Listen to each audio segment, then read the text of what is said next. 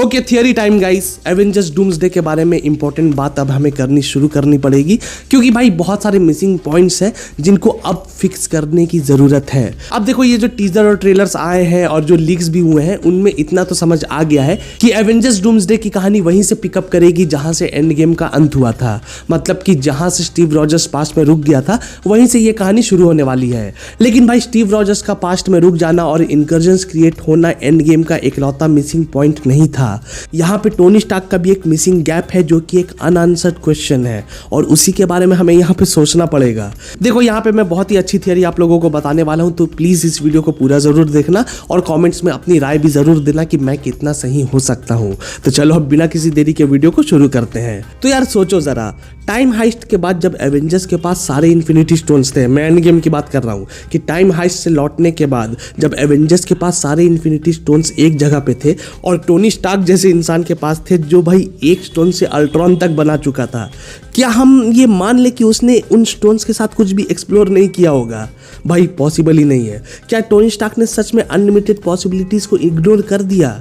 भाई ऐसा पॉसिबल ही नहीं है मानना कि टोनी स्टार्क ने सच में अनलिमिटेड पॉसिबिलिटीज को इग्नोर कर दिया हो। मतलब सोचो, इन्फिनिटी वॉर के अंदर डॉक्टर स्ट्रेंज ने वो जो 14 मिलियन पॉसिबिलिटीज देखी थी, तो टोनी स्टार्क के दिमाग में वो एक चीज तो कॉन्स्टेंटली चली रही होगी ना, कि डॉक्टर स्ट्रेंज ने उसे बताया था कि इतने सारे पॉसिबिलिटीज देखने के बाद सिर्फ एक वो पॉसिबिलिटी थी जिसमें एक्चुअली में एवेंजर्स जीते थे।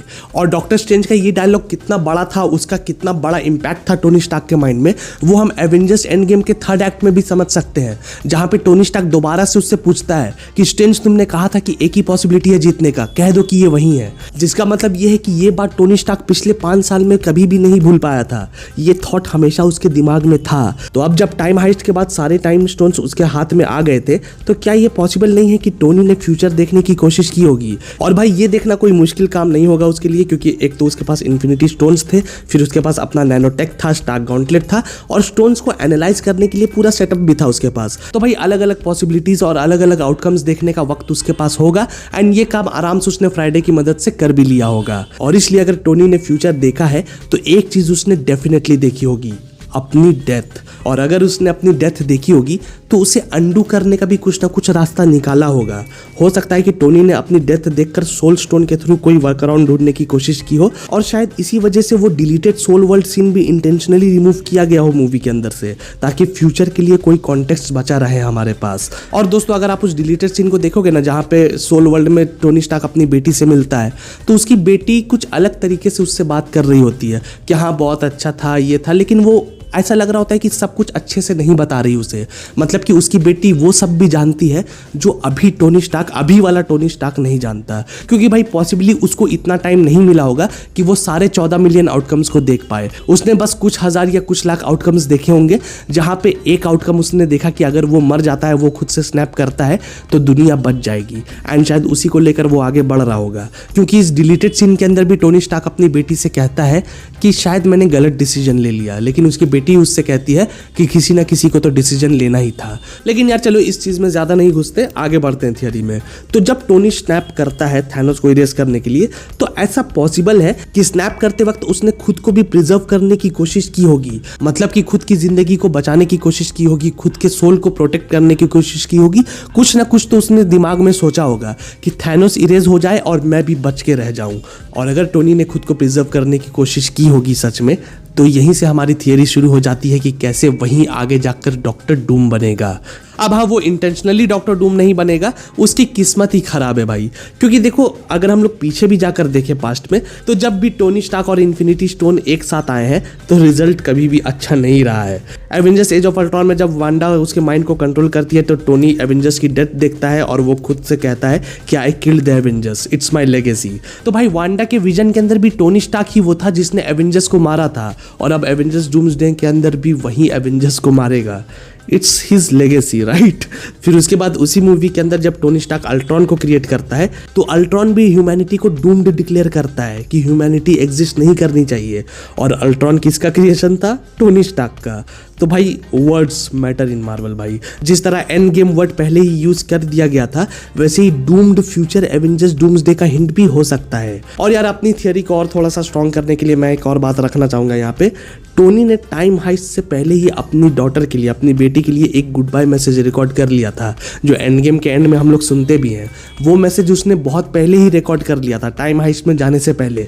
तो इसका मतलब ये है कि उसे शायद पहले से पता था कि हम वापस नहीं आएंगे या फिर वो मरने वाला है, उसको ऐसा अंदाजा तो हो गया था। तो भाई जो इंसान इन्फिनिटी स्टोन्स के मिलने से पहले ही एक मैसेज रिकॉर्ड करके जाता है कि शायद मैं वापस नहीं आता हूं, तो अपनी बेटी के लिए एक मैसेज रिकॉर्ड कर लेता हूं, तो क्या जब उसके पास इन्फिनिटी स्टोन्स उसके हाथ में आ गए तो क्या उसने स्पेशली अपनी डेथ देखने की कोशिश नहीं की होगी कि कहीं मैं तो नहीं मर रहा, कम से कम अपनी फ्यूचर तो देख लूं कि क्या होने वाला है। टाइम स्टोन था उसके हाथ में, तो भाई वेरी लाइकली कि उसने ये सब कुछ देखा होगा। लेकिन अब आते हैं फाइनल क्वेश्चन के अंदर, क्या टोनी स्टार्क ही डॉक्टर डूम बनेगा आगे जाकर? भाई टोनी स्टार्क तो मर चुका है, लेकिन उसकी बॉडी हमें नहीं दिखाई गई। लेकिन क्या आगे जाकर इन्फिनिटी स्टोन्स उसको एक नया जन्म देने वाली है? हो सकता है कि टोनी स्टार्क ने अपनी बेटी के लिए वापस एक जन्म मांगा हो कि मैं यहाँ तो मर जाऊंगा, लेकिन मुझे दोबारा से जिंदा कर देना ताकि मैं अपनी बेटी की रक्षा कर पाऊँ, उसे पाल पाऊँ। लेकिन जैसा कि मैंने कहा कि इन्फिनिटी स्टोन्स के साथ टोनी स्टार्क की कुछ खास कभी बनी नहीं, तो इन्फिनिटी स्टोन ने उसे कुछ और ही बना दिया, या फिर इन्फिनिटी स्टोन ने उससे वो बना दिया जो एक्चुअली में उसका फेट था। मतलब कि भाई ये जो हम लोग थियरीज बनाते हैं ना कि वो एक्चुअली में डॉक्टर डूम ही बनने वाला था, लेकिन कैंग ने उसके फ्यूचर को चेंज कर लिया, कैंग ने उसको आयरन मैन बना दिया। तो क्या इन्फिनिटी स्टोन से जब उसने अपनी जिंदगी वापस मांगी हो, मतलब कि स्टैप के टाइम पे जब इन्फिनिटी स्टोन से टोनी स्टार्क ने कहा होगा कि प्लीज मुझे भी जिंदा कर देना वापस से, मैं मरना नहीं चाहता, मुझे प्रिजर्व कर देना, तो उस केस में हो सकता है कि इन्फिनिटी स्टोन्स ने उसे वो बना दिया हो जो एक्चुअली में उसका फेट था बनना, यानी कि डॉक्टर डूम। इन्फिनिटी स्टोन ने उसे उसकी वो जिंदगी वापस की जिस जिंदगी का वो एक्चुअली में हकदार था, ना कि वो जिंदगी जो जिंदगी उसे किसी और की तरफ से दी गई थी।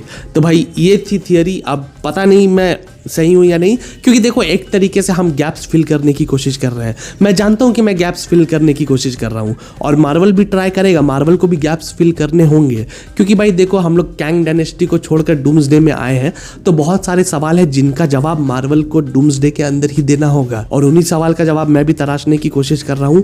आप भी तराशने की कोशिश करो, कॉमेंट सेक्शन के अंदर खुला है आपके लिए, अपनी थियरीज बताओ यहाँ पे। और अगर आपकी थियरी मुझे अच्छी लगती है तो आपकी थियरी को फिर अगले वीडियो में डिस्कस भी कर लूंगा मैं। लेकिन फिलहाल आज के लिए बस इतना ही। आपको ये थियरी कैसी लगी ये मुझे कमेंट्स में जरूर बताना, और अगर आपको ये वीडियो पसंद आई हो तो जाने से पहले वीडियो को लाइक और चैनल को सब्सक्राइब भी जरूर कर देना।